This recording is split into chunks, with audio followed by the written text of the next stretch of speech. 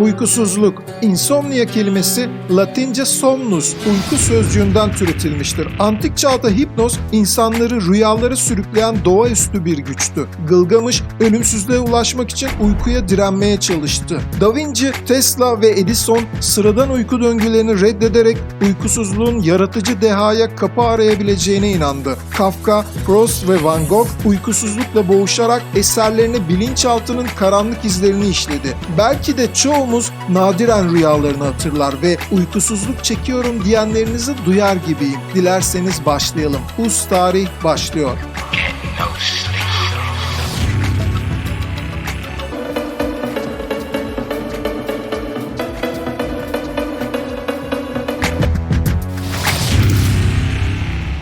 20. yüzyıl ortalarına kadar aile bireyleri için ayrılmış yatak odası kavramı sadece ekonomik açıdan üst sınıf için mümkündü. Hem Doğu hem Batı toplumlarında halkın büyük bir bölümü tek göz evlerde yaşıyordu. Uyuma süreci kolektifti ve örneğin gün doğduğunda gece uyuduğunuz ortam ev halkının gündelik işlerini yapacağı şekilde düzenleniyordu. Yatak odalarının bireyselleşmesi ve halkın daha geniş bir kesiminin birden fazla odalı evlerde yaşıyor hale gelmesi sanayileşme ve kentleşmenin etkisiyle 20. yüzyılın ikinci yarısından itibaren yaygınlaştı. Eskiden hane halkının ortak ritmiyle şekillenen uyku düzeni günümüzde bireyin yaşam tarzına göre kişiselleşti. Uykusuzluk, insomnia, bireyin kendi zihniyle baş başa kaldığı derin ve yalnız bir deneyimdir. Gece sessizliğe büründüğünde uyuyanlarla uyanık kalanlar arasındaki fark belirginleşir. Ancak uyku ve uykusuzluk sadece bireysel bir olgu değil, insanlık tarihinin en eski meselelerinden biri. Mitolojiden felsefeye, sanattan bilime kadar birçok alanda uyku ve uykusuzluk üzerine sayısız eser ve düşünce üretilmiştir.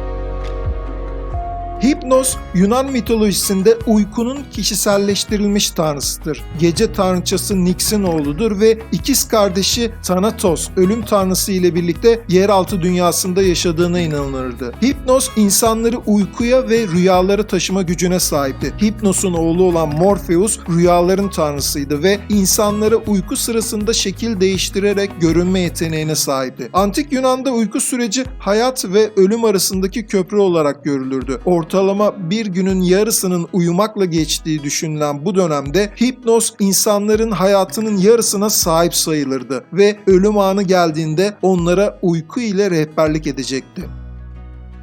Gılgamış Destanı tarihin en eski edebi eserlerinden biridir ve içinde uyku ile insanın sınırlılıkları arasında önemli bir bağ kurar. Ölümsüzlüğü arayan Gılgamış'tan 7 gün boyunca uyumaması istenir ancak bunu başaramaz. Destanda uyku bir sis gibi üzerine çöktü ifadesiyle uykunun insan iradesine karşı ne kadar güçlü olduğu anlatılır. Bugün kimse ölümsüzlük peşinde değil ancak uykusuzluk, insomnia modern çağın ciddi sorunlarından biri haline gelmiştir. Stres, kaygı, sağlıksız beslenme, şehir hayatının zorlukları ve uygun olmayan uyku ortamları çağımız insanının akut veya kronik uykusuzluk yaşamasına neden olmaktadır. Gılgamış bile uykuya direnemezken uykusuzlukla mücadele eden modern insan için sağlıklı uyku alışkanlıkları oluşturmak büyük önem taşır. Modern uyku araştırmaları yetişkin bir bireyin bilişsel fonksiyonlarını, bağışıklık sistemini ve genel sağlığını koruyabilmesi için günde 6 ila 8 saat uyuması gerektiğini ortaya koymaktadır. Ancak tarih boyunca bazı büyük düşünürler, sanatçılar ve bilim insanları geleneksel uyku döngülerini terk ederek verimliliklerini arttırmak veya zihinsel sınırlarını zorlamak için alternatif uyku düzenleri geliştirmişlerdir. Polifazik uyku, mikro uyku ve bilinçli rüya teknikleri bu sıra dışı uyku alışkanlıklarının başında gelir. Bu yöntemler kimi zaman yaratıcı deha ile ilişkilendirilirken kimi zaman da uykusuzluğun insan zihni üzerindeki etkilerini gözler önüne sermektedir.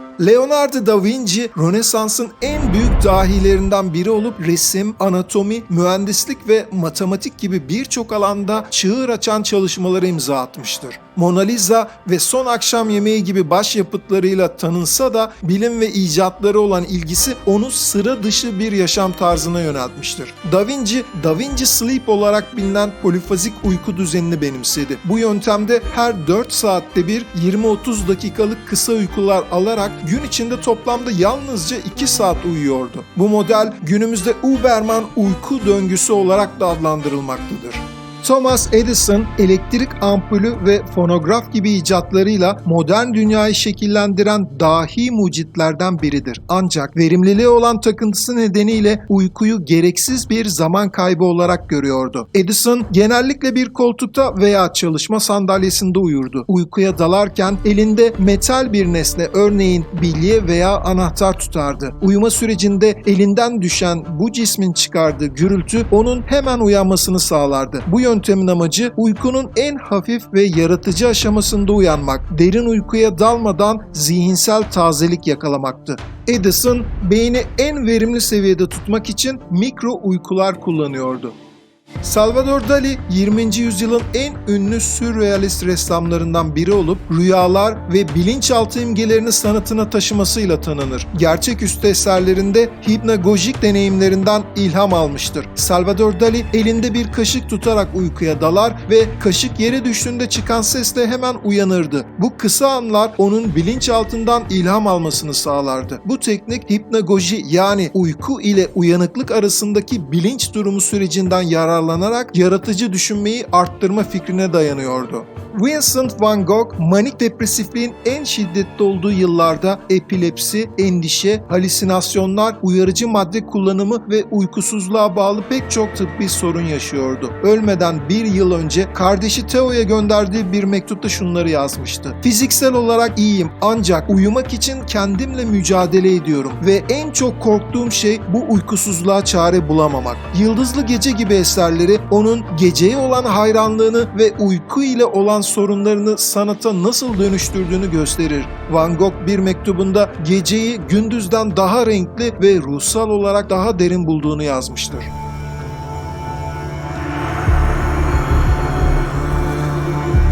Mary Shelley, modern bilim kurgunun öncülerinden biri olup 1818'de yayımlanan Frankenstein romanıyla tanınır. Bu eser sadece hayal gücünün değil, bilinçli rüya, lucid dreaming deneyiminin de bir ürünüdür. Shelley, bir gece uykuyla uyanıklık arasında bir bilim insanının yarattığı canlı bir varlığı gördüğünü ve bu vizyonun ona Frankenstein'i yazma ilhamı verdiğini anlatmıştır. Bilinçli rüya tekniği kullanarak bilinç altındaki imgeleri yaratıcı sürecine aktarmıştır.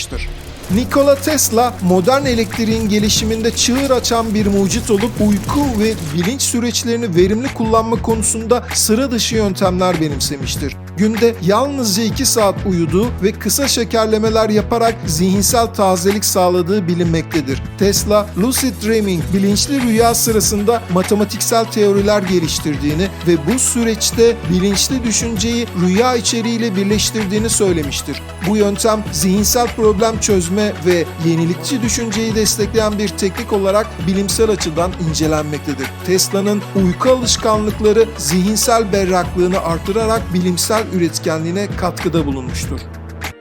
Franz Kafka, varoluşsal kaygıları, bürokratik çıkmazları ve yabancılaşmayı ustalıkla işleyen bir yazardı. Kafka, sık sık uyku ile mücadelelerinden bahseden yazılar yazmıştır. 2 Ekim 1911 tarihli bir yazıda şunları diyordu. Bu uykusuz geçen sıralı 3. gecem. Uykuya dalıyorum ama 1 saat sürmeden sanki kafamı yanlış bir deliğe sokmuş gibi uyanıyorum. Kafka'nın en bilinen eseri Dönüşüm, uykusuzluğun ve rahatsız edici rüyaların etkilerini yansıtan en güçlü eserlerinden biridir. Kitabın ana karakteri Gregor Samsa bir sabah kabus gibi bir uykudan uyanarak dev bir böceğe dönüştüğünü fark eder.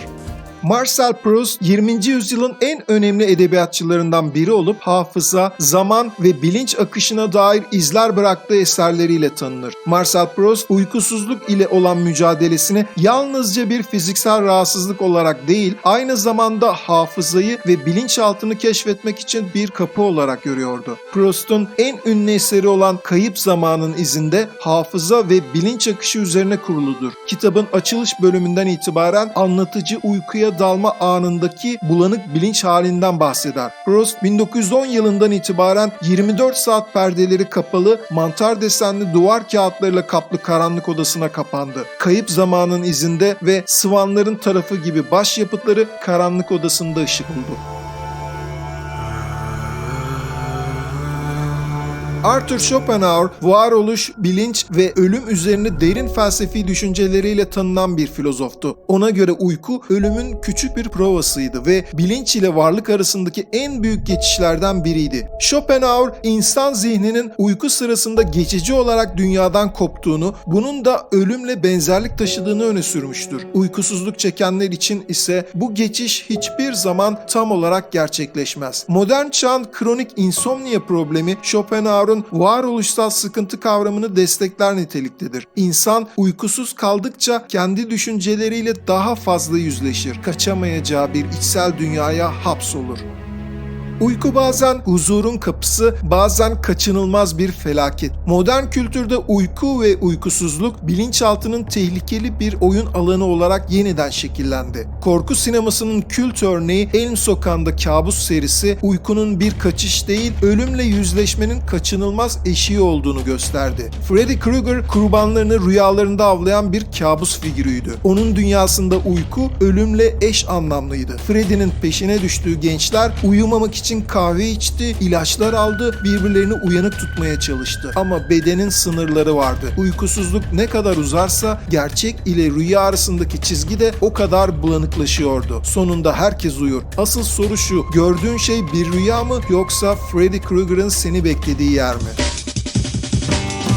Uykusuzluk veya uykuda kalma zorluğu, uyumak isteyen ve uyumak için uygun şartlara sahip olan bir kişinin uyku döngüsüne girememesi durumudur. Beynin uyanıklık durumunu sonlandıramaması. 1913'te Fransız nörofizyolog Henri Pierron, Uykunun Fizyolojik Problemi adlı kitabında uykusuzluğun fizyolojik etkilerini inceledi ve modern uyku araştırmalarının temelini attı. Uykusuzluk yaşayan bireylerde genellikle şu semptomlardan biri veya birkaçı gözlemlenmektedir. Fiziksel yorgunluk, enerji seviyesinde düşüş, bilişsel işlevlerde özellikle konsantrasyonda azalma, duygu durum bozuklukları ve iş veya akademik performansta gerileme. Uykusuzluk yetişkinlerde sık görülen ortak bir problem. Kabaca yetişkin insanların %30'u uyku bozukluğu çeker. Yani gündelik yaşamlarında uykusuzluk sebebiyle çeşitli fiziksel ve psikolojik sıkıntılar yaşarlar.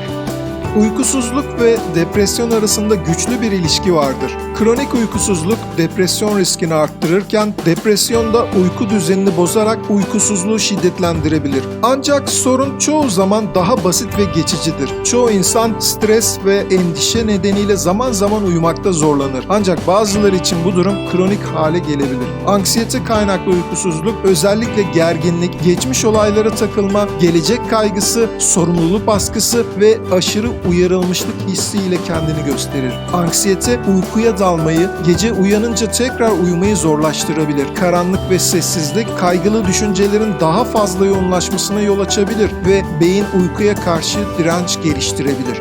İnsomnia yalnızca bir uyku bozukluğu değil, insan ruhunun en derin çıkmazlarından biridir. Zihnin sessizliğe direnişi gecenin içinde kaybolmuş bir varoluş sancısıdır. Gılgamış'tan Van Gogh'a, Proust'tan Kafka'ya uykusuzluk düşünen insanın kaçınılmaz kaderi olmuştur. Modern çağın ışıklarla aydınlatılmış ama ruhen karanlık gecelerinde insomnia milyonlarca insanın ortak sessiz çığlığıdır. Zihin uyumaz, düşünceler büyür, zaman kaybolur ve gecenin sonunda şu dizeler yankılanır. Hello darkness my old friend, I've come to talk with you again.